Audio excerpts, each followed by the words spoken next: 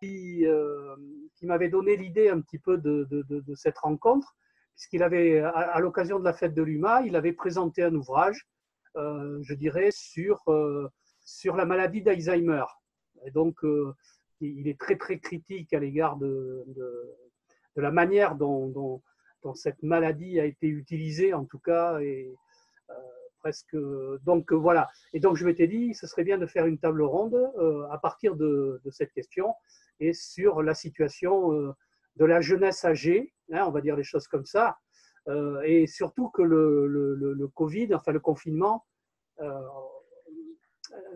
enfin, m'a beaucoup interpellé, je dirais, sur la situation justement des personnes âgées, la manière dont on les a maltraitées pendant le confinement et notamment dans les EHPAD avec un comportement tout à fait ignoble, c'est-à-dire on les a complètement coupés de toute vie sociale et humaine en les confinant dans leurs établissements. Alors, je sais qu'il y a eu des endroits où il y a eu des résistances, que les personnels se sont confinés elles-mêmes pour rester auprès des personnes âgées. Donc tout ça, ça m'a interpellé. Puis j'ai vu des textes passionnants qui sont sortis, notamment la réflexion de Marc, qui a commis effectivement une ou deux publications, et puis les échanges que j'ai eus avec Myriam à plusieurs occasions sur ces questions m'ont donné envie finalement de vous entendre et puis de dialoguer avec vous sur la vieillitude. Voilà. Donc, ce que je vous propose, c'est de demander à Marc de nous donner son point de vue un petit peu sur cet enjeu de société, parce que je considère que c'est un enjeu de société, et que finalement, on a dit souvent que la place des jeunes, la place qu'une société faisait aux jeunes était un critère, je dirais, d'appréciation de son humanité. Et je crois qu'aujourd'hui, la place qu'une société fait aux anciens est aussi un critère très important de cette humanité. Donc, Marc, si tu es d'accord, je te donne la parole. Pour présenter Marc, il va se présenter tout seul. Il est grand, il a l'âge maintenant. À toi, Marc.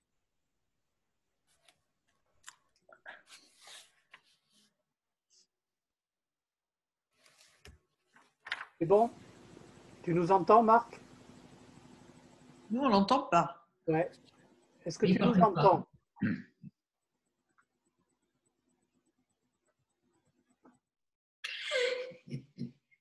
J'ai l'impression qu'il ne nous entend pas. Est-ce que tu nous entends, Marc? C'est le signe noir qu'il a pris comme… Il n'a peut-être pas ouvert le micro. Si, son micro est ouvert, apparemment. Marc? Bon, il a un petit souci de connexion. Et ce que je propose, pendant qu'il est en train de s'organiser pour pouvoir nous parler, je te propose, Myriam, désolé, Mais oui, mais pour discuter, il faudrait que Marc m'entende. Est-ce qu'il entend? Moi… Tu nous entends? Oui, apparemment, il nous entend. Bon. Et lui a du mal à parler. En tout cas. Voilà. Je peux commencer si tu veux. Voilà, je pense. Une petite réflexion quand même. Bien sûr. Voilà. Mais parce que je ne savais pas trop dans quel sens ça allait partir la discussion avec les deux autres collègues. Donc, pour moi, de mon point de vue médical, et puis là, je trouve que c'était très prégnant par rapport à l'épidémie Covid. Alors, juste un petit mot sur l'épidémie Covid.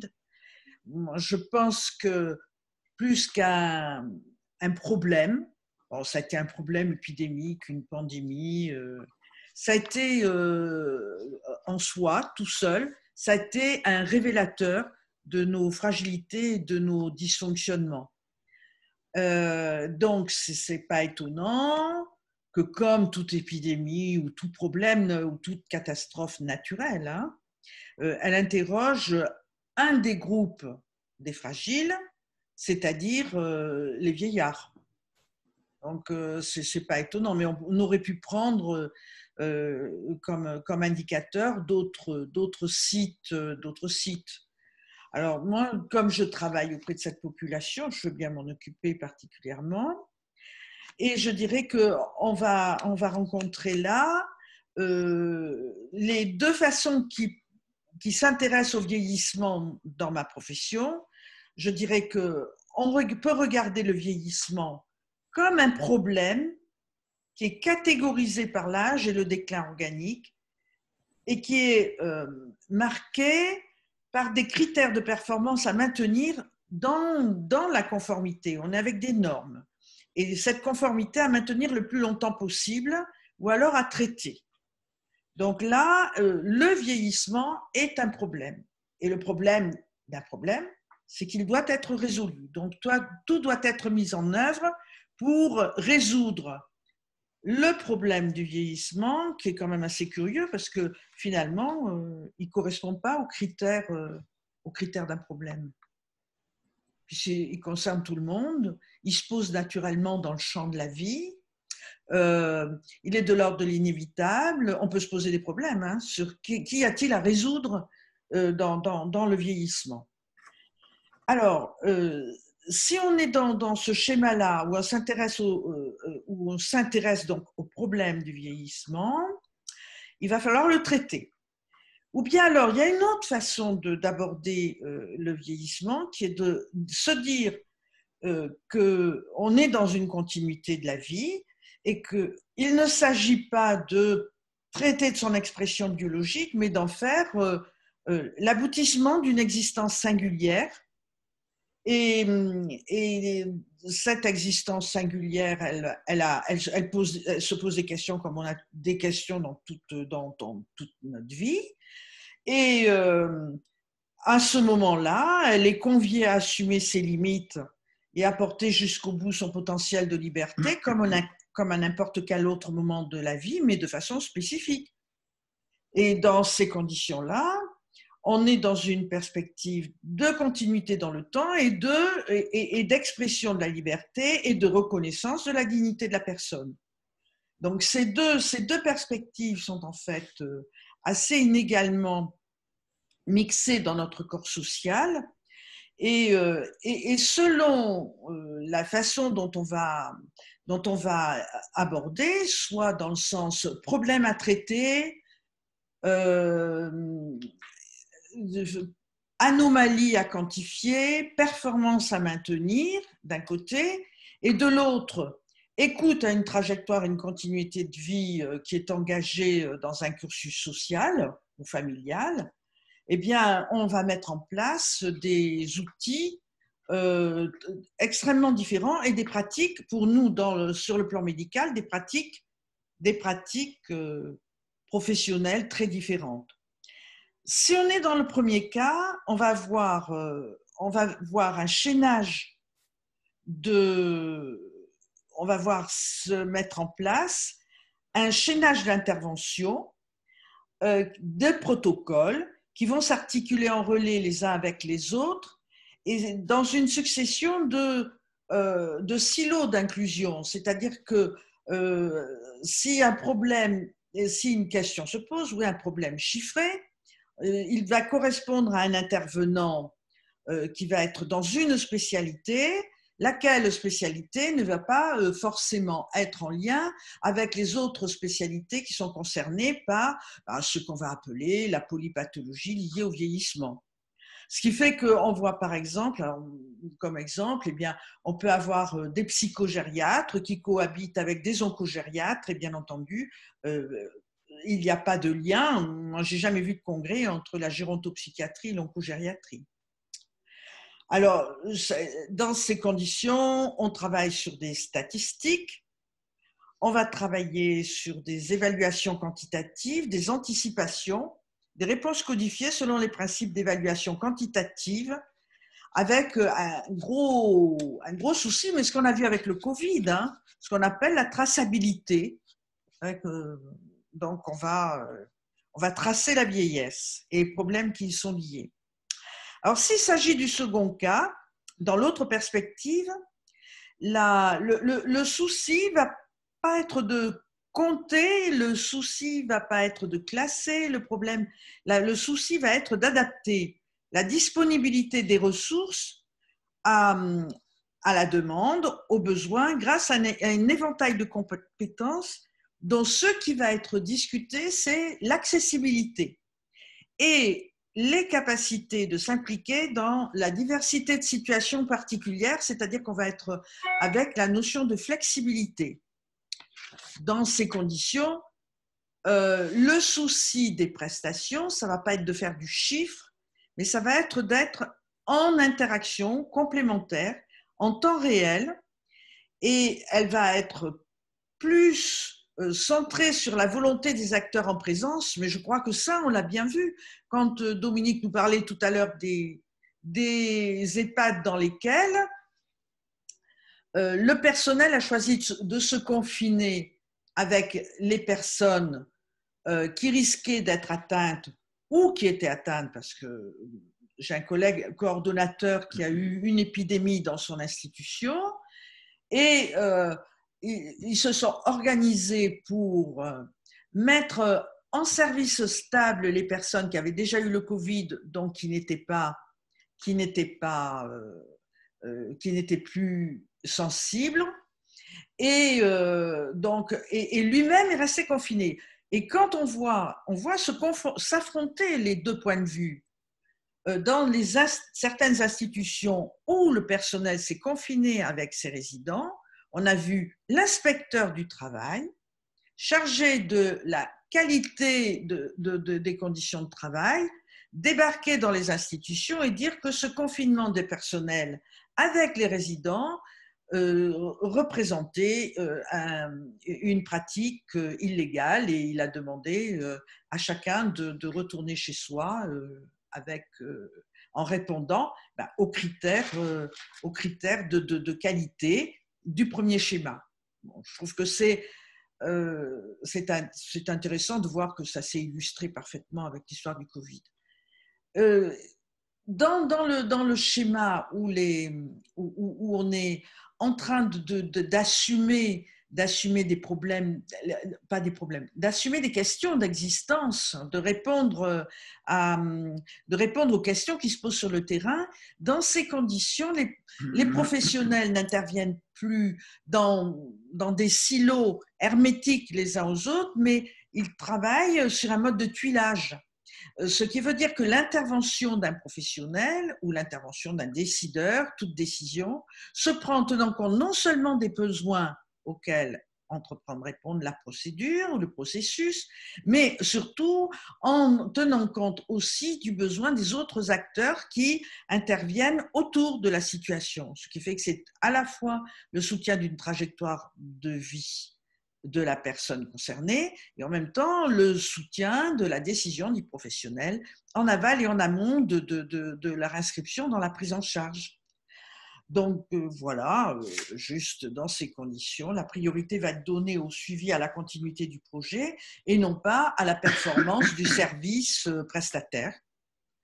Ce qui veut dire qu'au lieu de parler de cas, on va parler de trajectoire de vie, d'impact sur l'environnement, et on ne va pas fragmenter l'interprétation du réel en sachant que toute fragmentation, classification présente toujours le risque, ce qui est redoutable par rapport au vieillissement, où le vieillissement est vraiment un processus de singularisation, ou risque de mettre de côté des profils de situations qui ne correspondent à aucun des critères mesurables dans l'approche standardisée. Voilà, donc la question qu'on peut se poser aussi, c'est pouvait-on comparer, par exemple, les EHPAD de la Gironde, où il n'y avait pour ainsi dire pas de cas, et les EHPAD de la région parisienne. La question qu'on pourrait se poser aussi, et qui est un peu, c'est pourquoi ne pas tenir compte de la distribution de l'épidémie dans le milieu qui entoure une EHPAD ou un EHPAD pour poser des directives par rapport aux entrées et sorties dans l'EHPAD en question, puisque l'EHPAD n'est pas isolé. Or, on a fait une pratique standardisée. C'est ça qui est énorme. Standardisée. Et dans des coins, par exemple, comme chez nous, nous, sur Mérignac, il y avait 0 cas de Covid. Mhm. Tous les gens qui venaient de Mérignac, ils pouvaient entrer et sortir des EHPAD sans aucun risque de… Et quand les directeurs d'EHPAD de Mérignac me disent on a eu 0 cas, ben je dis c'est bien. Mais vos professionnels, votre personnel, il n'était pas sur un secteur où il y avait du Covid, c'est tout. C'est ça que ça traduit. Et les directeurs d'EHPAD sont persuadés que c'est parce qu'ils ont super bien observé les règles. C'est énorme. C'est énorme. Parce que bien entendu que c'est impossible. Et comment ne pas considérer, comment on n'a pas considéré un EHPAD, ce n'était pas un silo isolé du milieu dans lequel il vivait et qui respirait l'ambiance du milieu et qu'il était accompagné par des gens qui habitaient autour de l'EHPAD. Alors là où ça pouvait poser des problèmes, c'est quand les gens venaient d'ailleurs. Donc il fallait tenir compte en fait des lieux d'habitation, des conditions de vie, etc. Mais c'est la complexité et ça, la standardisation, elle n'en veut pas. Or, c'est la réalité, elle est de l'ordre de la complexité, elle n'est pas de l'ordre de la standardisation. Alors bon, enfin, c'est très rigolo de voir qu'on a fait des trucs aussi rigides et finalement pas adaptés au réel et qui donnent des résultats qui ne correspondent pas à l'illusion que se sont donnés les directeurs d'établissement. Voilà. Merci Myriam. Donc, pour celles et ceux qui souhaitent éventuellement soit poser une question ou intervenir, n'hésitez pas. Hein, vous réactivez votre micro s'il est fermé. Et j'espère que notre ami Marc, Dominique, Emmanuel vont réussir à se reconnecter pour nous apporter un complément, un regard un petit peu différent sur ces questions-là. Est-ce qu'il y a d'ores et déjà quelques réactions, questions, points de vue? Merci Myriam pour ce travail. Je réfléchis.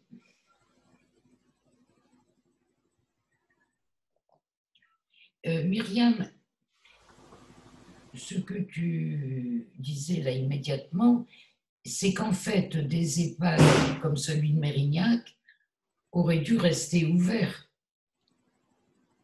Je pense, non, là je caricature si tu veux, je vais vite, mais je pense que avant d'ouvrir ou fermer une institution, une structure, avant de limiter les entrées et les sorties, ce qui est intéressant, c'est de regarder la contamination par le coronavirus, elle passe par les personnes. Une épidémie, c'est une atteinte sur un secteur donné. Or, c'était très irrégulier, les secteurs. Et considérer que toutes les EHPAD de France devaient être fermées à une époque où il y avait pas de coronavirus sur leur secteur, enfin, faire une déclaration de conduite à tenir standardisée pour toutes les EHPAD au même moment, c'est ne pas tenir compte d'un fait qui est que c'est le secteur dans lequel elle est l'EHPAD qui est porteur de risque. Et donc, mais on a la même chose avec la Guyane, ils vont s'en sortir quand? Ils vont s'en sortir quand? Avec la Guyane, au début, c'était les cas qui venaient de la métropole. Bon, donc là, ce qui était intéressant, c'était les quarantaines pour les gens qui débarquaient et bien suivre les personnes qui éventuellement avaient eu des contacts avec ces cas. Il n'y avait aucune raison de confiner l'ensemble de la population de la Guyane. Maintenant que le Covid, la Covid, arrive par le Brésil, il faut confiner. Mais vous vous rendez compte de ce qu'on leur a fait? C'est énorme. Donc, il n'y a pas besoin là d'aller chercher les vieux ou les fragiles. C'est énorme. On n'a pas tenu compte du fait, on a imposé à la Guyane, parce qu'elle fait partie de la France, les mêmes critères, les mêmes temps, les mêmes moments de confinement, les mêmes règles de confinement qu'à la métropole. Puis maintenant qu'ils sont envahis par le Brésil, la métropole, c'est cool Raoul, hein, elle est libre, et eux, ils sont vraiment confinés avec une réelle situation d'épidémie. Parce que là, maintenant, ils sont dans une ambiance d'entrée de l'épidémie par une voie qui n'est pas contrôlable, comme est contrôlable un moyen de transport, le bateau ou l'avion. Parce que les moyens de transport confinés, ce n'était pas de problème. Donc, pour les EHPAD, donner mais on a fait pareil. On a dit tous les vieux, dans toutes les EHPAD, doivent être confinés. Point. Quand? Par rapport à quoi? Rien. On n'a pas tenu compte du milieu dans lequel ça se passait. Et voilà. Donc, je pense que cette standardisation des protocoles, elle est regrettable parce que là, on a quand même, moi je vois quand même pas mal de dégâts chez les vieux monsieur et les vieilles dames que je vois, que ce soit à domicile aussi ou ailleurs. Mais enfin, la preuve que la standardisation de la méthode, elle n'était pas bonne, c'est que en même temps qu'on faisait ça pour tous les EHPAD, où il n'y a quand même que, même pour les plus âgés, c'est seulement 30% de la population âgée de plus de 90 ans qui est en EHPAD. Les 70% autres, ils sont à la maison. Et là, on n'a pas arrêté les aides à domicile, les soins à domicile, etc., avec toutes les infirmières du secteur et les auxiliaires de vie du secteur. Or, voilà. Donc, c'était le fait d'être en institution qui a conditionné et parce qu'on a été dans des règles institutionnelles, parce que le risque, c'était qu'on entre qu'il y ait des plaintes par rapport au directeur. Donc, ça n'a rien eu à voir avec des règles sanitaires et une réflexion de santé publique, c'était une réflexion strictement juridico-administrative.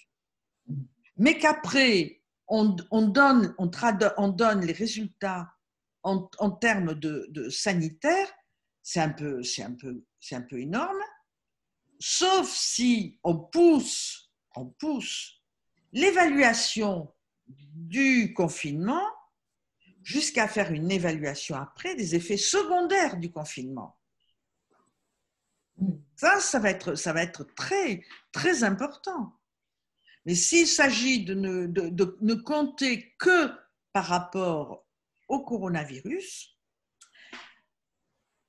ça veut dire que le groupe des âgés aura été l'otage de bonnes intentions ou l'otage d'une politique médiatique ou l'alibi d'une somme de bonnes intentions ou l'alibi voilà. Et je trouve que la discussion par rapport à un raisonnement de population à risque, elle devrait toujours être engagée comme ça. C'est-à-dire que si on cible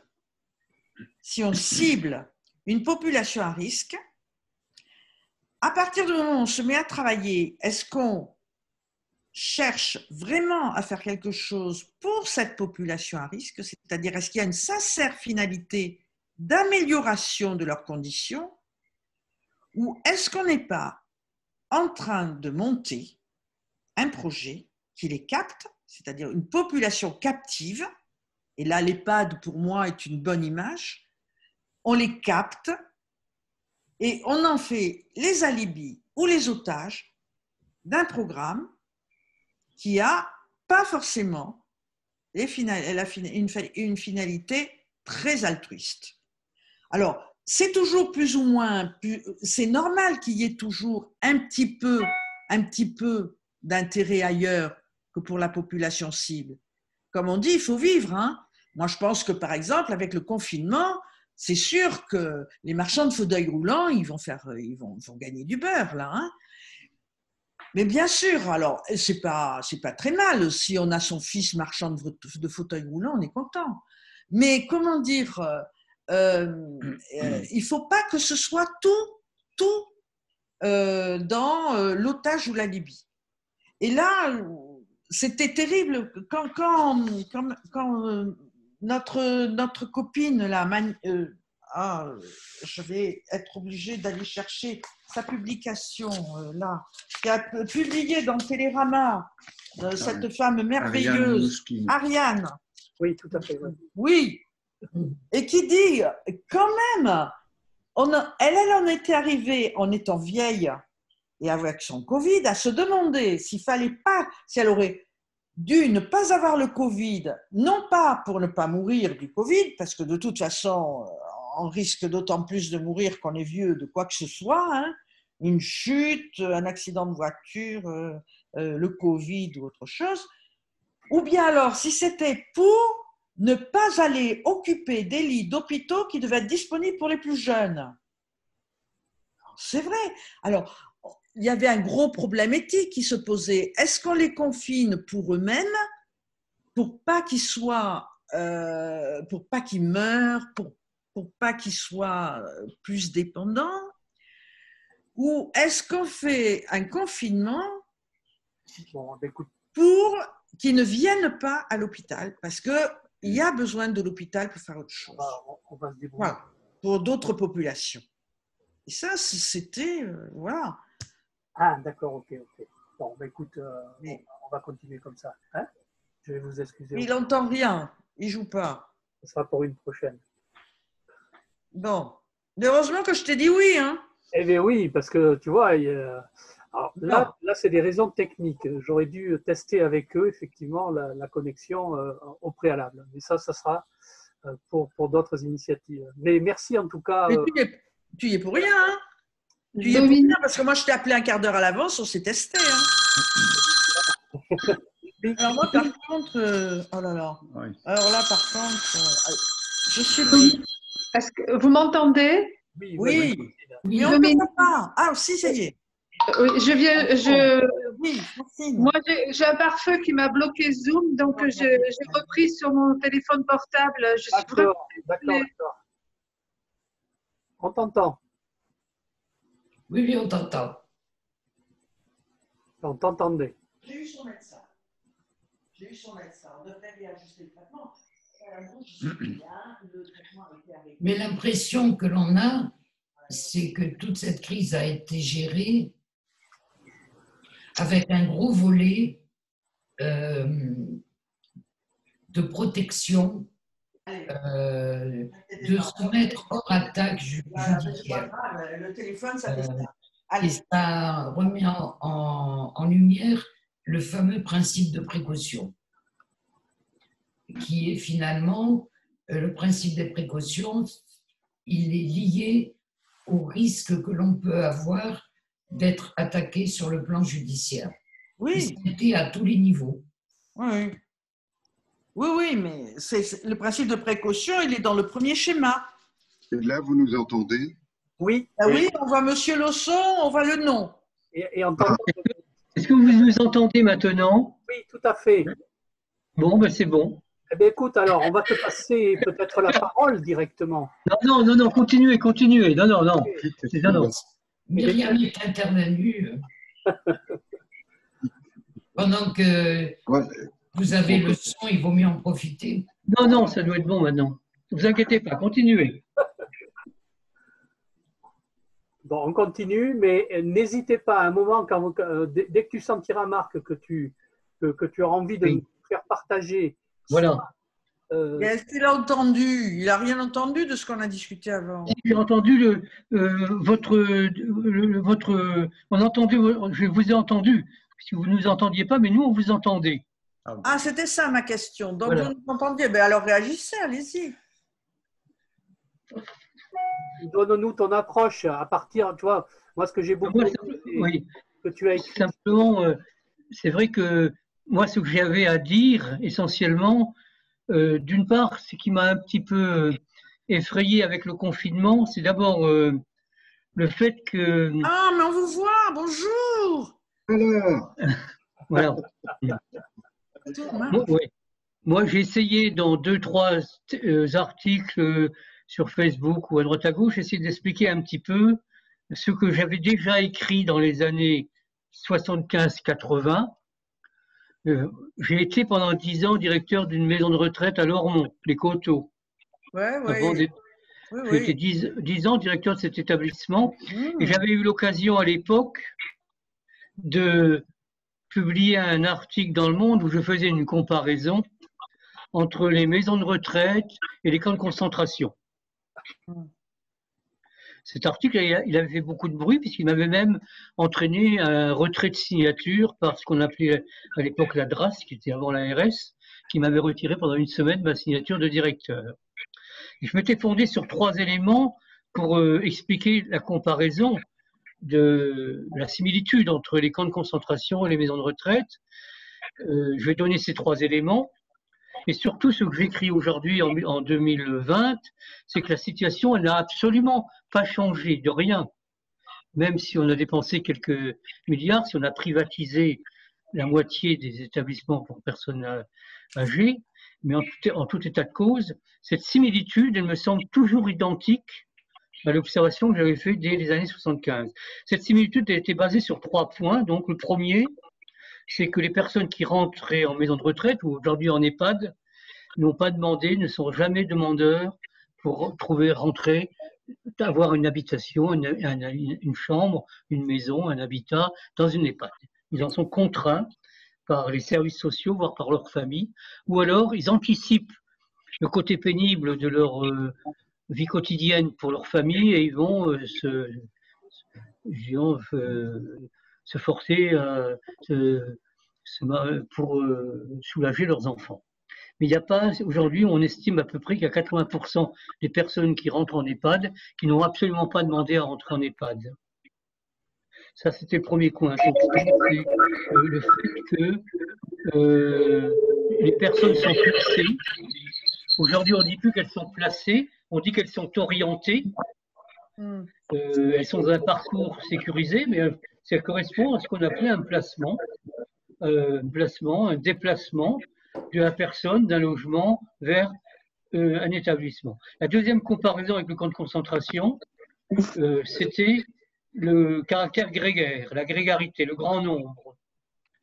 Les établissements que j'ai connus dans les années 60, 70, qui étaient des hospices, faisaient entre 200 et 300 places. L'hospice d'Ivry, en banlieue parisienne, faisait 300 places. Au l'évêque, dans les années 50, avait des salles communes de 30 places pour vieillards et l'hospice d'Olévêque accueillait plus de 200-250 personnes sur le même site.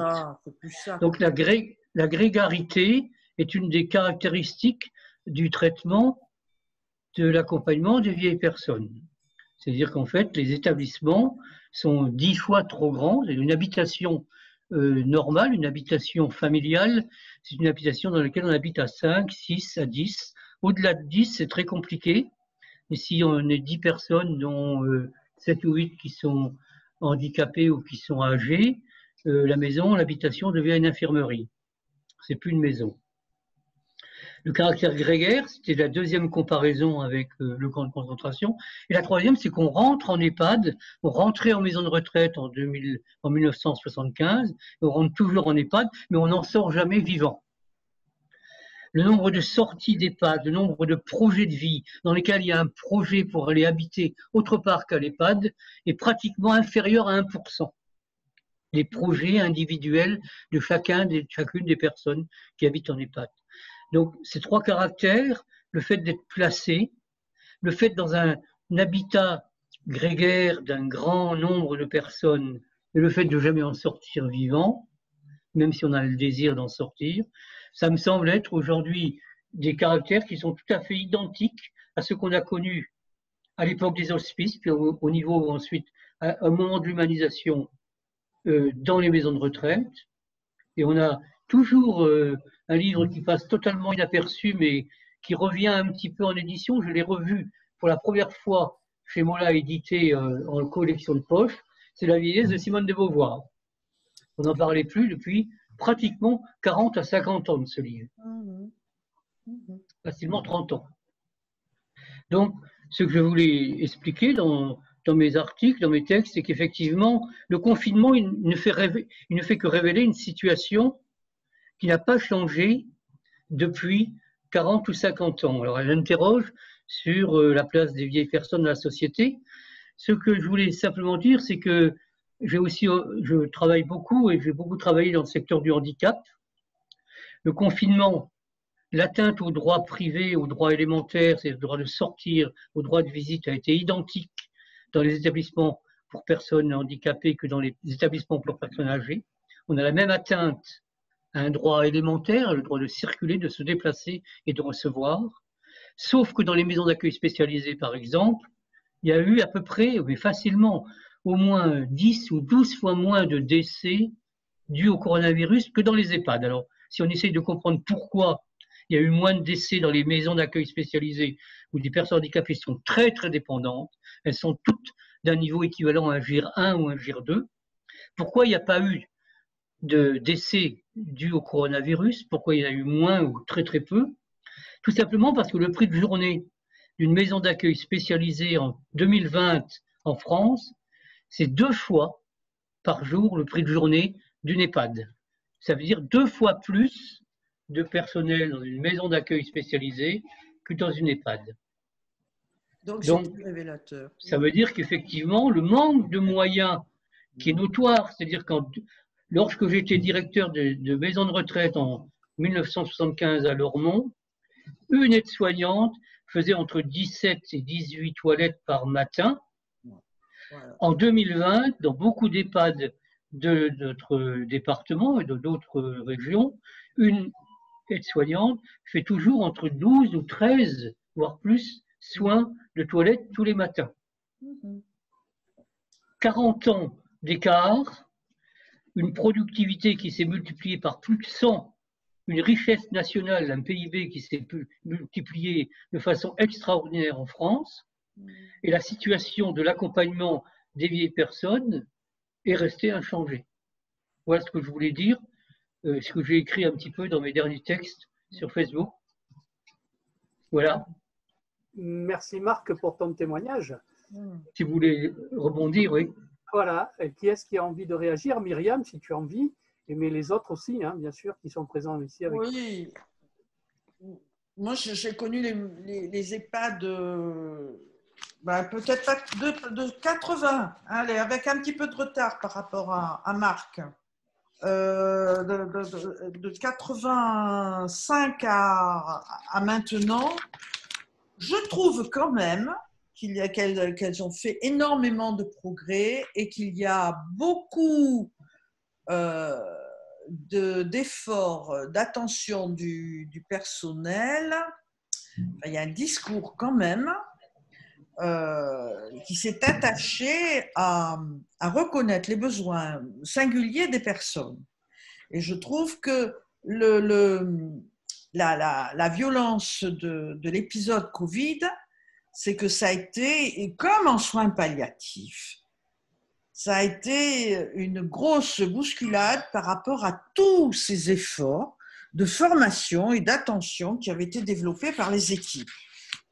Moi, j'ai beaucoup pensé à tous les discours et tous les efforts quand même super attentionnés des professionnels en soins palliatifs. Et quand j'ai vu ce que les règles de protection ont imposé et comment elles ont dégommé tous les principes d'accompagnement des gens en fin de vie, comment je vois à quel point la déshumanisation, tout ça par un souci de standardisation de ce qu'on appelle la contamination. La contamination, on n'a même pas pensé à la contamination. C'est quand même assez extraordinaire. Même ne plus faire de toilettes mortuaires. Est-ce qu'il existe on dit qu'on reconnaît dans les fouilles d'archéologie, on reconnaît qu'on a affaire à des humains quand on retrouve les traces de rites funéraires. Absolument. il faut se rendre compte que là, on a aboli d'un coup de main le rite funéraire, mais basique, de la toilette mortuaire et le rite de réunion autour du mort. Alors, peut-être que c'est une catastrophe qui avait la contagion, mais ça paraît extrêmement violent et peut-être que c'est une catastrophe sanitaire, mais on est en train de la transformer en catastrophe je ne sais plus comment, là, anthropologique. C'est pas les gens, les familles, les groupes d'amis, les personnes vont avoir énormément de mal à se remettre de deuil non ritualisé. Et ce sont des plaies qu'on ouvre dans notre corps social et reste à savoir comment elles vont se cicatriser. De ce que dit Marc Lausson, moi je trouve ça super intéressant. Les statistiques dans les foyers d'accueil pour handicapés, je ne les ai pas vues. Mais si la théorie chiffrée de la contagiosité, de la contagion était juste, comme il y a 2 fois plus de personnel dans les structures pour les personnes handicapées, c'est complètement bizarre qu'il n'y ait pas eu 2 fois plus de cas de Covid, puisque le Covid ne pouvait entrer que par la porte ou la fenêtre apportée par des gens qui y entraient. Donc, s'il y a 2 fois plus de personnel, il y a 2 fois plus de risques de contagion. Donc, ça veut dire que nos données chiffrées, elles ne tiennent pas. Ça veut dire qu'il y a d'autres données qui entrent en jeu. Et donc, il y a des calculs qui sont certainement très intéressants, mais qui sont le rapport de cause à effet me paraît un petit peu rapide et pas forcément tout à fait réfléchi, parce que sinon ça tient pas. Là où rentrent 2 fois plus de personnes, il devrait y avoir 2 fois plus de cas, ou bien alors ils ne sont que dans des régions où il n'y avait pas d'épidémie de Covid. Voilà. Je ne sais pas si il y a eu un psychiatre qui vient de publier un article cette semaine dans la revue Le 1, le journal Le 1, je ne sais pas si vous connaissez. Non. La revue Le 1. Ce psychiatre, c'est M. Fez, qui raconte son histoire de coronavirus. Sa mère était en EHPAD et elle est morte du coronavirus au mois de mars. Il était médecin, mais comme il était une famille, il n'a pas eu très peu le droit de visite. Sa propre sœur était médecin aussi, et finalement, ce qu'il dit, il dit la détresse des personnes qui finissaient leur vie, qui luttaient contre la mort dans les EHPAD, ce qui leur a manqué, c'est la présence humaine.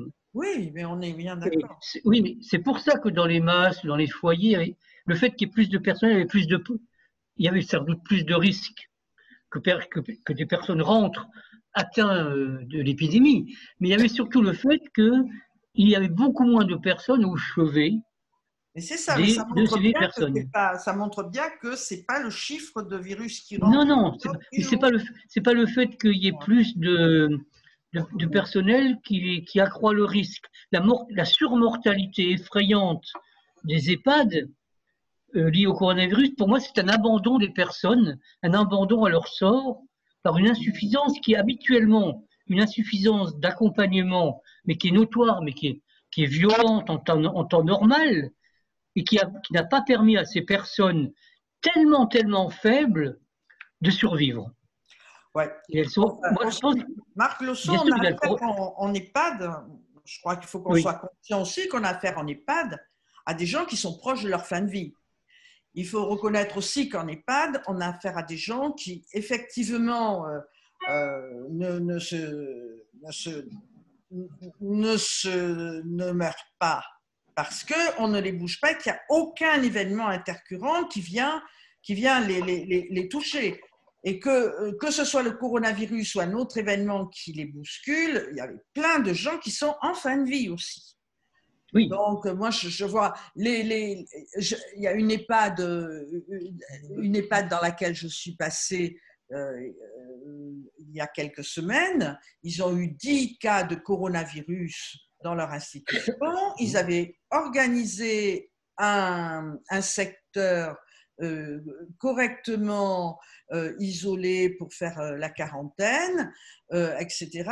Les 2 décès qu'ils ont eus, c'était les 2 personnes qui avaient un cancer généralisé, qui étaient effectivement en fin de vie. Donc, je crois aussi qu'il ne faut pas… La considération des chiffres bruts, à mon sens, ne veut rien dire. À mon sens, il faudra qu'on attende pour voir si la mortalité dans les EHPAD, c'est justement ça, est-ce que c'est la mortalité qu'il faut prendre en considération? Est-ce que c'est la mortalité dans les EHPAD ou l'atteinte dans les EHPAD? Qu'est-ce que ça veut dire? Et la mortalité dans les EHPAD, est-ce que ce n'est pas une mortalité anticipée? C'est-à-dire, est-ce qu'à la fin de l'année, on ne va pas avoir finalement pas plus de morts dans l'institution que les années précédentes? On ne sait pas. On ne sait pas. Ça, c'est juste, ce que vous dites, c'est très juste, sauf que la situation, elle est très violente, elle est terrible parce qu'il y a eu cet enfermement obligatoire. Mais c'est l'enfermement dont on parle. Pour mourir parce qu'on est très vieux et qu'on va mourir. Moi, je sais que j'ai beaucoup plus de chances de mourir du coronavirus que mes enfants qui ont 20 ans ou 30 ans de moins que moi. Ça, je l'accepte. Ce que je n'accepte pas, c'est d'être enfermé pour mourir au titre du droit public, au titre de l'ordre public. Parce que ça, c'est quand même quelque chose qui a été non seulement validé, que l'État valide, mais que les directeurs ont validé, que les établissements, les associations, les établissements privés ont validé. Et alors, ce qui est effrayant, c'est que ce qui a été dit, par exemple, dernièrement, vous l'avez tous lu, sur l'ARS d'Aquitaine, sur le manque d'informations sur l'EHPAD de Charente, où il y a eu 8 décès dans un petit village, dans une EHPAD, où le maire n'était même pas au courant des 8 décès, quand l'ARS n'avait même pas l'information. C'est-à-dire que 8 personnes dans un petit village de 2 ou 3 000 habitants, 8 personnes qui décèdent, mais c'est une catastrophe, 8 qui meurent en un mois dans une EHPAD. Personne, même le maire, n'est pas informé par le directeur de l'EHPAD ou par le président de l'association. Alors, il devait rester confiné, le maire, parce que toutes les morts, on vient de déclarer à la mairie. Parce qu'il l'a appris, il a porté plainte contre l'État. Il vient de porter plainte parce que l'ARS n'a pas du tout réagi à cette situation dans cet EHPAD-là. Non, le maire. Alors le maire aujourd'hui, lisez le Sud-Ouest la semaine dernière sur le maire de ce petit village. C'est un village près d'Angoulême, hein. Retrouver la position où le maire fait état de plusieurs d'autres maires de plusieurs villages en Aquitaine, hein, qui disent bien que l'ARS n'a pas rempli son rôle. L'ARS a eu un rôle de préfet de l'ordre public. Là où on attendait qu'il y ait quelque chose qui soit de l'ordre de l'accompagnement des familles, l'accompagnement des obsèques, des choses, il y a eu une sorte d'interdit. Alors, c'est pas que les EHPAD, moi je travaille aujourd'hui beaucoup plus avec des associations d'handicapés comme l'APF par exemple, je peux vous dire, ou la GIMS, le foyer de Lormont qui est un foyer de 40 personnes handicapées, les personnes ont été totalement confinées pendant 2 mois, sans raison de santé, d'être confinées dans leur chambre, sans le droit de sortir dans le jardin, sans le droit de manger à la salle à manger, alors que ce sont des personnes qui sont polyhandicapées, adultes, à qui on les a privés de repas communautaires, on les a privés de sorties, on les a privés de visites de leur famille. Et tout ça aujourd'hui, au bout de 3 mois, les directions, la présidente de l'association dit aujourd'hui, avec la fin du coronavirus, ben voilà, aujourd'hui on organise le jeudi de 14h à 18h une autre visite autorisée des familles. Ça, c'est pas normal. Non. C'est-à-dire que si vous voulez, l'enfermement, qui est un enfermement qui est quotidien, parce que dans ce foyer, je veux quand même le rappeler, dans ce foyer de Lormont, et je ne vais pas me gêner pour le dire, que c'est le foyer de Lormont, je dis simplement, c'est que quand vous voulez rentrer dans le foyer, si vous ne pouvez pas rentrer, vous ne pouvez pas sortir sans téléphoner, sans un contrôle. C'est presque un contrôle douanier pour rentrer dans un foyer où vous pouvez avoir des amis. Moi, j'ai des amis dans ce foyer, des gens que je vois régulièrement. Je n'ai pas l'autorisation en temps normal de rentrer normalement dans ce foyer. Et bien ça, je dirais que le coronavirus n'a fait que illustrer, mettre en exergue Oui. des postures d'enfermement dans les établissements médico-sociaux qui ne sont pas normales. C'est encore pire en psychiatrie, avec tout ce que vous avez pu entendre aussi sur l'enfermement en psychiatrie au moment du coronavirus. Ce sont des choses aujourd'hui qui vont faire qu'après le confinement, il faut essayer de remettre du droit privé, du droit de la personne à aller et venir, du droit à se soigner comme elle l'entend, du droit à quitter l'établissement et à y revenir, enfin, du droit élémentaire, c'était les droits de la loi de 2002, c'est la Convention internationale des droits des personnes handicapées. Bon, il y a un certain nombre d'experts dans le monde entier qui ont jugé de façon la plus défavorable possible les établissements médico-sociaux français, il faut le savoir. C'est quelque chose qui est... Enfin, les Québécois sont en train d'en prendre plein la figure aussi. Hein. Peut-être aussi, oui. Ah, c'est très Donc scandaleux. c'est peut-être le moment après le coronavirus de remettre en cause des lois qui ont été considérées comme des lois essentielles et qui en fait n'ont pas défendu les droits élémentaires, les droits civiques élémentaires des personnes. Enfin, voilà ce que moi je pense. Merci Marc. Est-ce que quelqu'un veut réagir ou intervenir ou poser des questions? Oui, je crois que je suis complètement d'accord avec Marc, mais je crois que pour moi, c'est une grosse faille du raisonnement médico-santé publique qui ne fonctionne que sur des standards et on n'a pas mis on a compté que sur les troubles mesurables physiologiques du virus. On n'a pas pris en considération la situation globale de personnes globales avec des besoins dont l'atteinte de ces besoins pouvait être aussi importante par l'épidémie et la façon dont on répondait à l'épidémie que la présence du virus lui-même. Enfin, on attrape tous des rhumes. Certains d'entre nous pensent que c'est un courant d'air. En fait, à chaque fois, c'est un virus. Hein. Mais nous sommes tous convaincus, et c'est certainement vrai en plus, que sans le courant d'air, le virus n'aurait pas été pathogène. Or, là, je trouve qu'on n'a pas compté sur le courant d'air, ni sur la densité du virus, c'est-à-dire était-il présent autour, et effectivement, là, en disant que ce n'est pas égal, et deuxièmement, on n'a pas compté sur l'environnement, c'est-à-dire sur le courant d'air. Voilà. Pour revenir quand même sur un aspect que tu as développé, Myriam, le rapport à la mort aujourd'hui, enfin, il y a le rapport à la vieillesse, il y a le rapport à la mort, et il y a le rapport à la place que l'on accorde, je dirais, aux rites funéraires et autres. Moi, il me semble que c'est quand même, il me semble qu'il y a une évolution de la société qui tente à évacuer la question de la mort et de la finitude de bien sûr. Et donc, qui fait qu'ensuite, on traite des questions comme on a traité le Covid d'une manière totalement surprenante, pour ne pas dire autre chose. Qu'est-ce que tu en penses et qu'est-ce que tu en penses, Marc? Oui, moi je pense que pour avoir été directeur d'une maison de retraite pendant 10 ans, dans cette maison il y avait 80 personnes. Les 80 personnes sont mortes pendant les 10 ans. Et bien en fait, ce sont des lieux dans lesquels il y a... C'est pour ça que la mort est forcément évacuée, parce que la mort est insupportable. Quand il y a trop de morts, la vie est invivable. C'est-à-dire qu'une mort c'est un deuil, c'est l'entrevue d'une famille en pleurs, de larmes, de tristesse, de mélancolie, de tas de choses.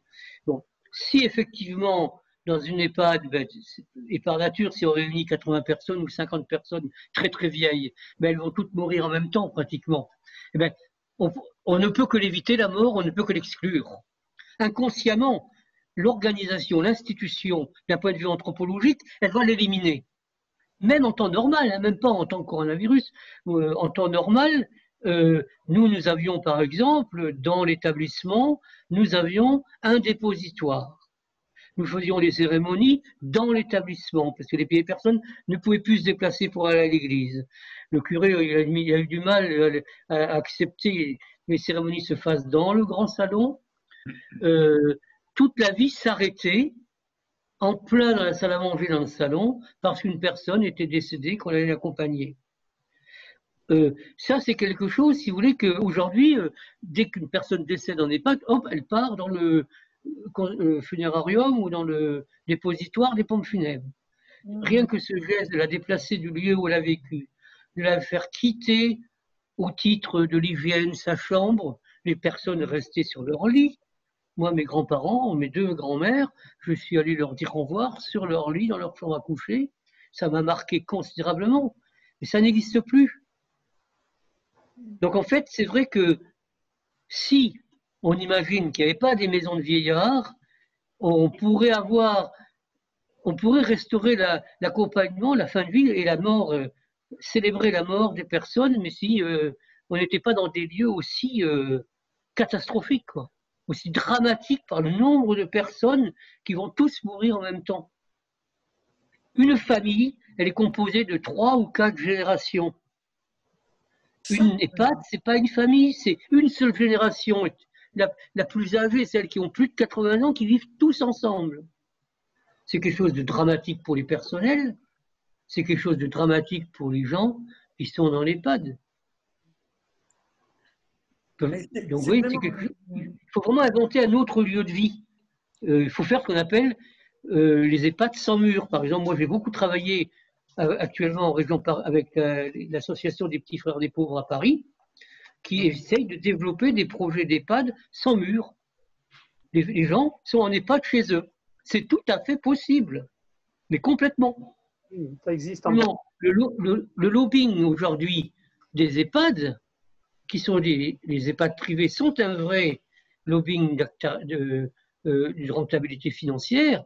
Ils vont vous freiner les 4 roues pour que les EHPAD disparaissent. Ça rapporte beaucoup d'argent, les EHPAD, au secteur privé. C'est énorme. Une EHPAD, c'est la rentabilité d'un hôtel qui a un taux d'occupation de 99%. Quelle est la chaîne Novotel ou compagnie qui ne rêverait pas d'avoir 99% de taux d'occupation? C'est les mêmes. C'est les mêmes, ben oui. Ouais. Mais donc, je trouve que c'est sortir du système. Ouais. C'est la vraie question, mais en même temps, je pense qu'il y a un travail à faire, effectivement, Dominique, sur ce que représente la mort. Ce n'est pas l'épisode Covid qui aura amélioré les choses, hein, parce que moi, je pense il ne peut pas y avoir de vie sans mort. Donc, si on veut gommer la mort, il n'y a plus de vie. C'est ce que Marc vient de nous dire. Parce que si en éliminant la fin de vie, en éliminant la mort des résidents, en même temps, on fait des EHPAD sans vie. Donc, il faut à tout prix laisser la mort au centre de la réflexion. C'est Maison Dieu qui disait « avoir la mort à l'esprit pour éviter la mort de l'esprit ». Donc ça me paraît… Mais moi, j'ai côtoyé les EHPAD pendant longtemps. Il y a encore 6 ans, je côtoyais fortement. Et j'essayais d'expliquer au personnel que si on soignait, on accompagnait les gens, ce n'était pas pour les empêcher de mourir. C'était pour leur permettre d'exister au maximum de leur potentialité. Et soigner et traiter les gens, c'est les aider à vivre. Hein, mais aider à vivre et aider quelqu'un à exister, ce n'est pas chercher à l'empêcher de mourir. Bien sûr que pour exister, il faut être vivant, mais justement, ça fait partie de notre boulot, on va s'en occuper avec les connaissances qu'on a, mais on ne le maintient pas vivant, on le maintient pas vivant, c'est-à-dire non mort. C'est vivant quelqu'un qui existe. Et si on se contente de soigner, d'être attentif aux gens pour les empêcher de mourir, on a l'attitude qu'on vient de voir là. Les empêcher de mourir, mais en même temps, c'est sordide. Parce que soigner quelqu'un pour l'empêcher de mourir uniquement, avec comme unique but, c'est soigner quelqu'un en même temps en l'empêchant d'exister. Et ça, c'est dramatique.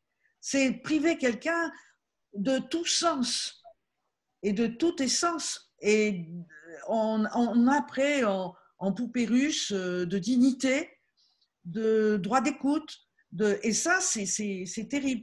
Et je crois que plein de décisions ont été prises là, aujourd'hui, uniquement figées sur des données physiologiques. Le virus qui empêche de respirer, bah oui, bah bien sûr, si on empêche de respirer, si quelqu'un ne respire pas, il meurt. Mais ça veut dire que c'est une mort qui arrive par l'arrêt de la respiration, mais du cœur aussi, toutes les morts, c'est ça. Mais dans quelle vie? Et on n'a pas parlé de la vie dans laquelle ça pouvait arriver. Ça a été quasiment, c'est le docteur Knock qui fait dire ça. Docteur, ça me fait mal quand je respire, et ben arrêtez de respirer.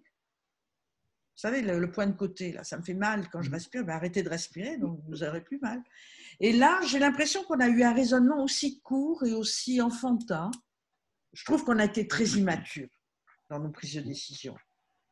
Et que supprimer un problème en supprimant la cause du problème et réduisant la cause du problème à l'âge, j'ai trouvé que c'était un peu fort. Voilà, c'est tout. Tout à fait, oui. Donc, mais c'est des erreurs de raisonnement. C'est pas... Et après, une fois que le raisonnement est enclenché, moi j'en veux beaucoup aux pratiques de santé publique. La santé publique s'est limitée à chiffrer des données physiologiques, des données somatiques, des données démographiques. Elle n'a pas parlé d'anthropologie. Jamais des gens réfléchis n'auraient imposé des fins de vie isolées, comme celles qui ont été isolées, comme celles qui ont eu lieu. Mais ce qu'il y a d'intéressant, c'est de regarder que de nombreux services, de nombreuses maisons de retraite, de nombreux lieux ont su faire des passes, comment dirais-je, des passes droits, ont pris des décisions. Mais il fallait des gens courageux. C'est-à-dire qu'il fallait des gens qui n'aient pas peur, effectivement, de ce que disait tout à l'heure Annie, passe par-dessus le principe de précaution et fasse une approche réfléchie du problème en étayant des familles en deuil, en permettant à des gens, même en réa, moi j'ai lu des témoignages, je crois qu'il y a eu des accompagnements en réanimation qui ont été remarquables. Il y a des services de réa qui ont laissé les familles entrer, protégées, qui ont permis aux proches d'être présents et d'assister les gens. Mais là où ça n'a pas eu lieu, et c'est ce que j'ai trouvé redoutable, c'est là où ça n'a pas eu lieu, ça ne sera jamais pénalisé, c'est ça qui sera considéré comme la norme. Et je trouve que la grande question qu'on a à se poser aujourd'hui, c'est quelle norme adoptons-nous aujourd'hui? Visiblement, c'est plus d'être humain. Donc là, il y a une réflexion à reprendre, mais voilà. Mais donc je crois qu'on est d'accord avec Marc plutôt. Jean-Charles, 3 mots.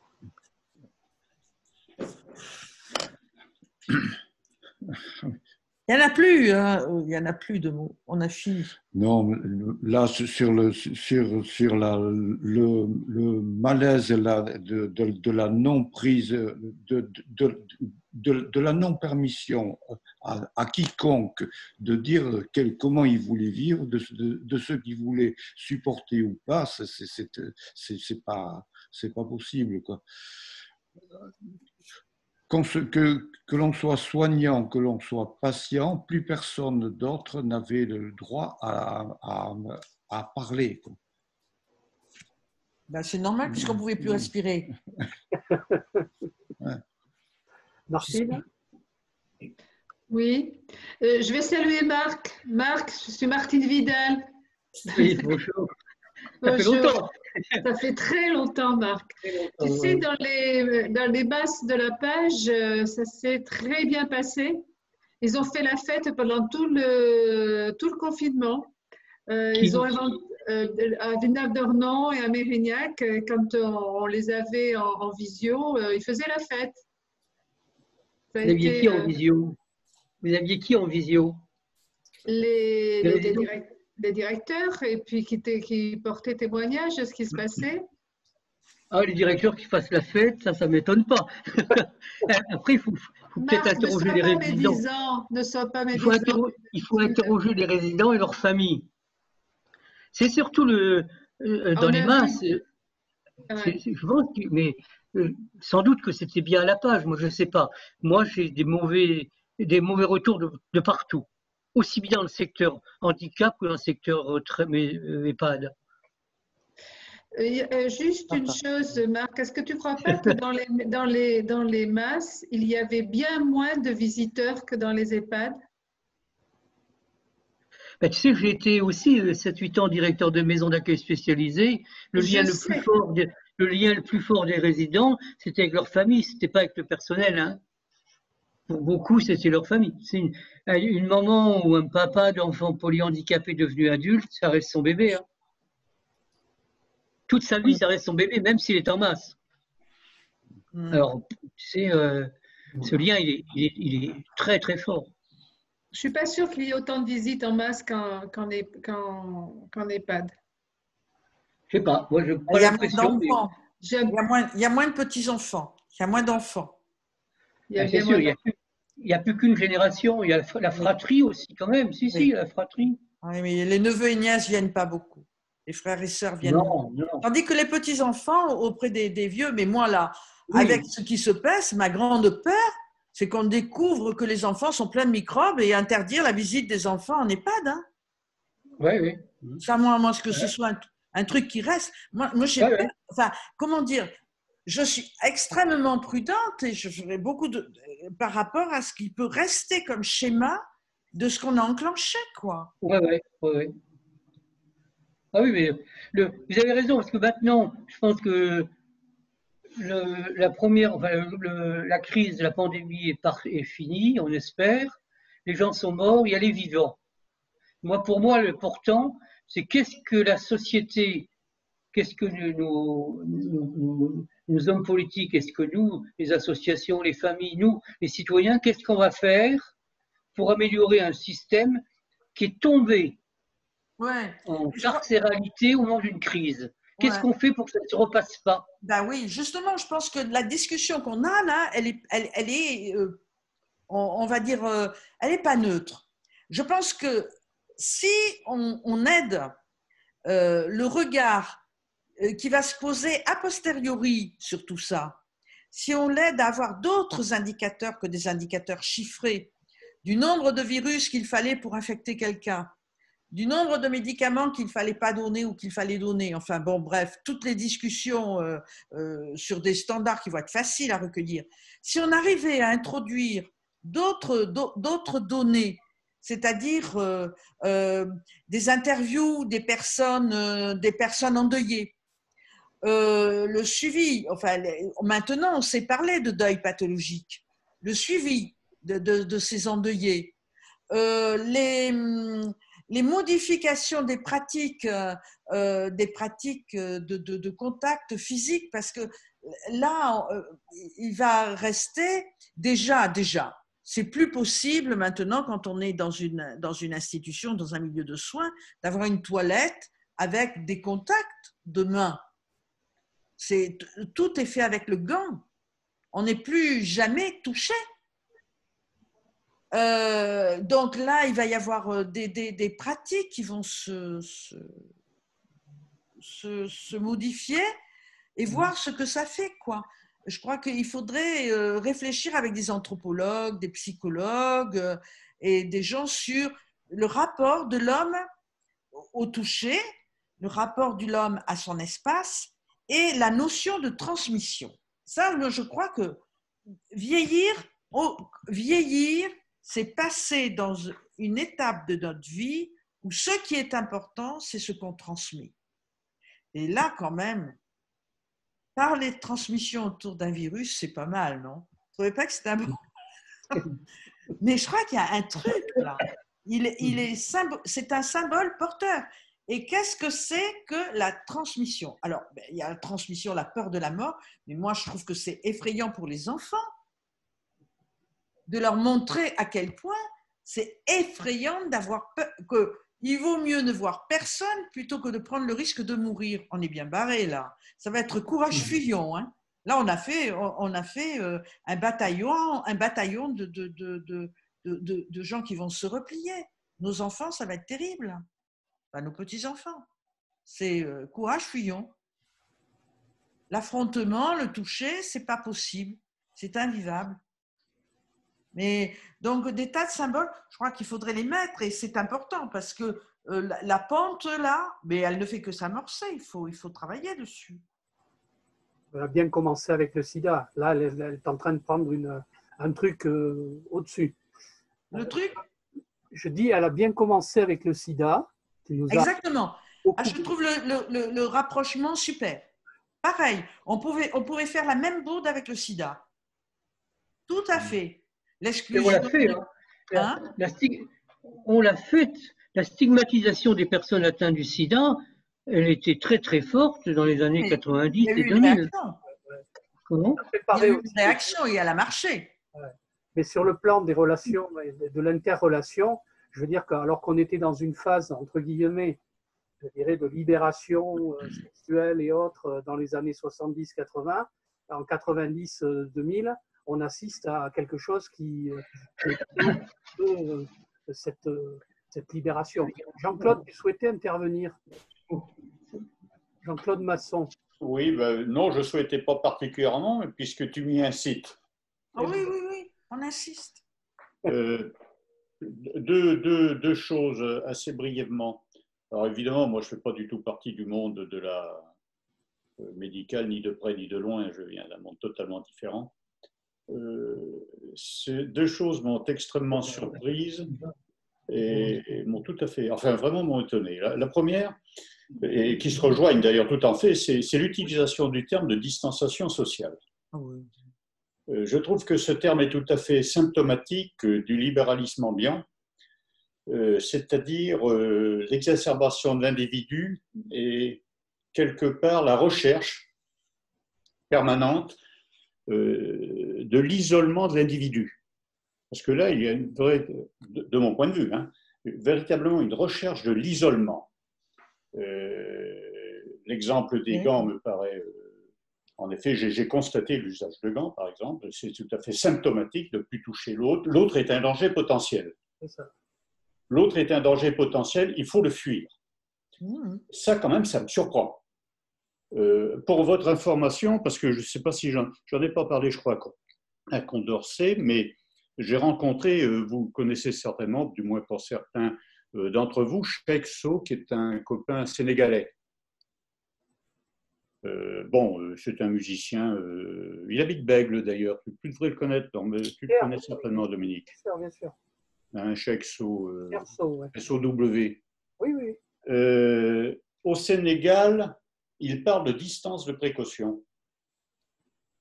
Et j'ai trouvé que cette formulation, une distance de précaution, me paraît beaucoup plus pertinente que le terme de distanciation sociale. Parce que, quelque part, en utilisant le mot social, c'est ne plus faire société. Enfin, moi, ça me choque profondément, cette utilisation de terme. Vraiment, et c'est un terme qui est entré dès le début. La deuxième chose qui me surprend, c'est quand même cet isolement qui est institutionnalisé pour soi-disant protéger les plus faibles. L'isolement, c'est exactement la même idéologie, c'est-à-dire protéger l'autre qui est un danger potentiel. Autrement dit, tout autre devient... Moi, c'est ça que je retiens de ce phénomène du Covid-19. C'est tout individu, tout voisin, toute personne est un danger potentiel.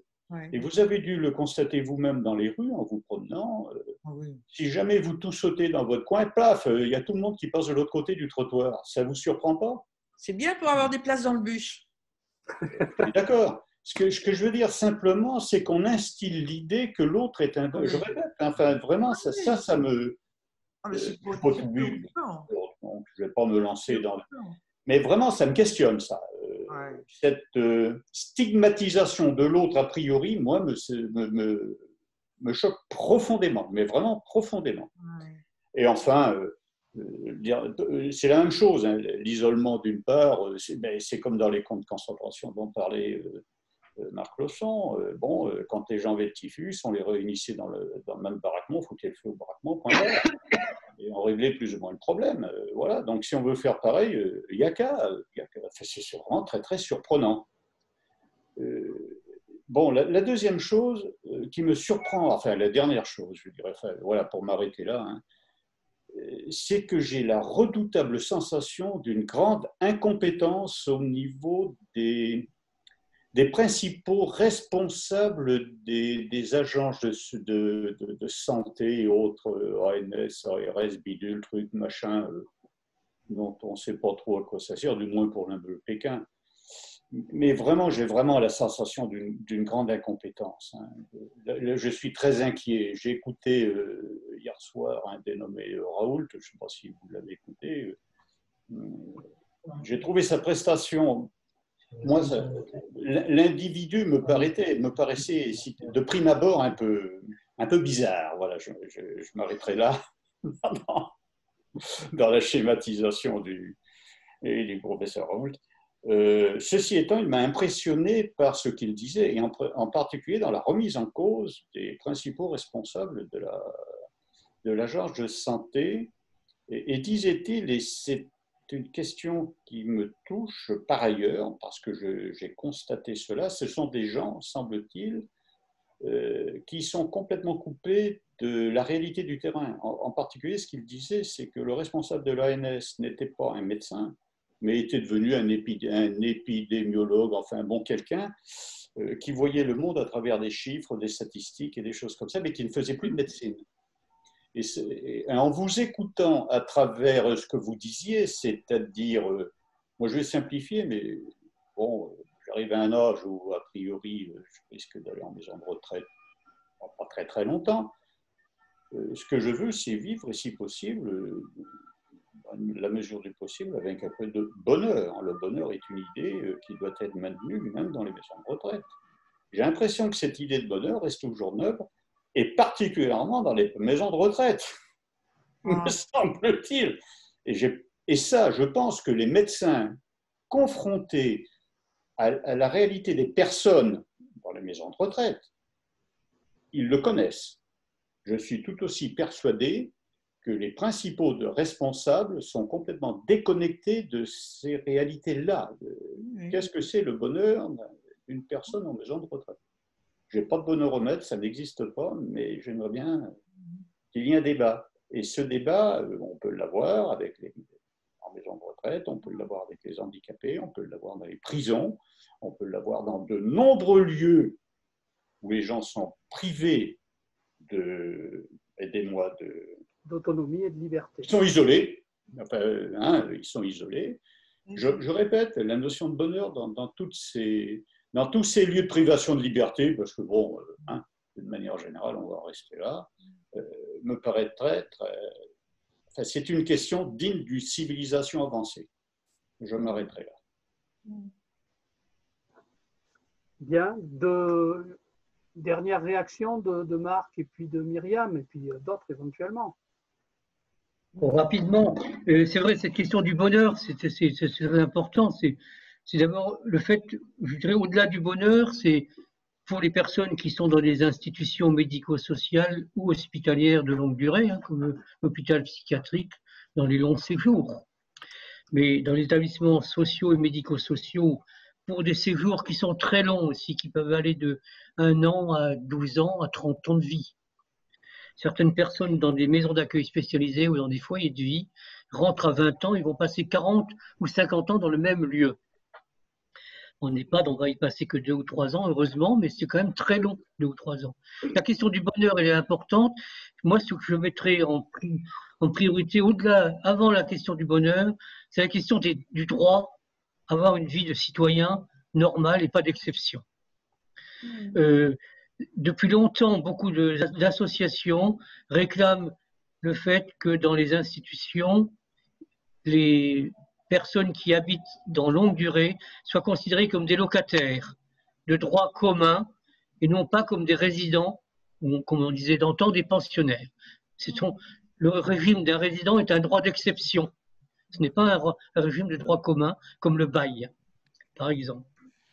D'autre part, je pense qu'effectivement, le respect de la libre circulation, du droit de rentrer et de sortir quand on veut, en fonction de son projet personnel, c'est quelque chose qui doit être respecté, qui ne l'est pas, parce que la question fondamentale, c'est la question du rapport de pouvoir. Ça, c'était Michel Foucault qui le disait. Les institutions ont un pouvoir sur les personnes vulnérables, le pouvoir d'organiser l'institution comme ils l'entendent, pour avoir une organisation économique et sociale qui leur convient.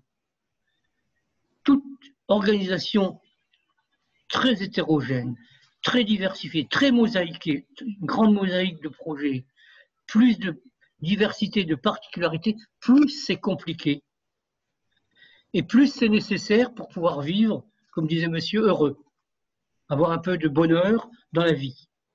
Et donc effectivement, tout le problème est là, c'est de savoir comment les personnes vulnérables vont être défendues, soutenues par les lois pour avoir cette liberté individuelle qu'elles n'ont pas. Dominique, tu t'es caché là, mais ça serait bien que tu nous donnes quelques éléments de réflexion partagés. Non, derrière la barbe de Marc, mais c'est pas bien. Hein. Voilà, très bien, super. Non, mais je vous ai écouté et très franchement, je ne vois pas très bien quel avis pertinent je pourrais avoir, vraiment. Marc et les autres personnes qui sont là sont dans le circuit, donc observent des choses, et moi je n'observe rien. Tout ce que je pourrais dire, c'est ce que j'entends à la télévision, etc., ce que je lis. Je n'ai pas d'observation personnelle. Si tu veux, je ne pourrais que répéter ce que j'ai entendu. Voilà. Désolé. C'est pas grave. Merci pour ce témoignage. À bientôt, Dominique. À bientôt, Dominique. Myriam et Jean-Charles. Oui, mais je reviens sur la notion d'isolement. J'ai trouvé que Marc, tout le monde en parlait bien. Je crois que l'être humain sans relation exister, c'est avoir un hors de soi. Pour aller où? Donc, les relations c'est important. Et je crois que c'est justement le jaillissement de l'existence de la relation. Il y a peut-être le bonheur encore, mais surtout, c'est des moments de joie, la joie du partage. Et je crois que priver les êtres humains de ça, eh bien, c'est pas possible. On prive les humains de leur humanité. Alors, je ne sais pas comment on va faire, mais en tous les cas, on a intérêt à se bouger un peu pour qu'il n'y ait pas de trop grosses séquelles de ces perspectives-là. J'ai bien aimé la notion d'incompétence. Je pense qu'il y a effectivement une incompétence dans ce champ-là et que la force de Raoult, c'est que je crois que sur le plan professionnel, dans la virologie, c'est un professionnel. Mais surtout, il a su être docteur. C'est-à-dire, il a su apporter aux gens le discours qui leur permettait de rester vivants. Et c'est remarquable comment ça se passe à Marseille, quoi. Moi, j'ai une connue de la famille à Marseille. Ils ont tellement été dynamisés par l'approche de cet homme-là et son discours qu'ils vivent. Ils n'ont pas du tout vécu ce que, même à Bordeaux, où on a été protégés, on a été des enfants gâtés, les gens ont vécu avec beaucoup plus de vitalité l'expérience de l'épidémie. Et on verra au bout du compte comment on s'en sort partout, là. Mais bon, voilà, on verra. Il va falloir attendre les résultats des observations. Hein. Bien, et comme disait Marx, l'être humain est un être social. Donc, si on introduit de la distanciation sociale, ça veut dire qu'on coupe les êtres humains, ou en tout cas, on fait disparaître leur humanité. Mais ça, vous l'avez dit. Oui, bon, mais tu vois. Alors, terminer sur une citation de Marx, c'est parfait. Merci, Dominique. Écoutez, vu l'heure, je vous propose évidemment de nous séparer. Enfin, en tout cas, l'heure de l'apéro, t'as rien préparé? Et j'ai préparé l'apéro. Alors, quand vous voulez, il n'y a pas de problème. C'est prêt. En tout cas, j'espère qu'on va se voir physiquement prochainement. Je ne sais pas encore. Peut-être qu'on va tenter le coup et faire une soirée, le dernier bistrot politique en présentiel. Pourquoi pas? Ça serait l'occasion de pouvoir partager le verre de l'amitié avant les jours d'été, quoi. Donc, je vous confirme tout ça, de toute façon, d'ici la fin de la semaine. Bon, d'accord. Bien. Dominique. Et merci beaucoup. Hein. Merci à tous et à toutes. Au revoir, monsieur. Ça faisait un moment, hein? Et on a taillé pour se connecter, c'est pas mal. Ils ont fini par y arriver. Oui. Voilà. Merci à Myriam pour tout ce qu'elle avait préparé et qui nous a beaucoup intéressés, beaucoup enrichis. Donc, allez, bye Dominique. Au revoir, bonsoir à tous. Bonsoir à tous. Au revoir.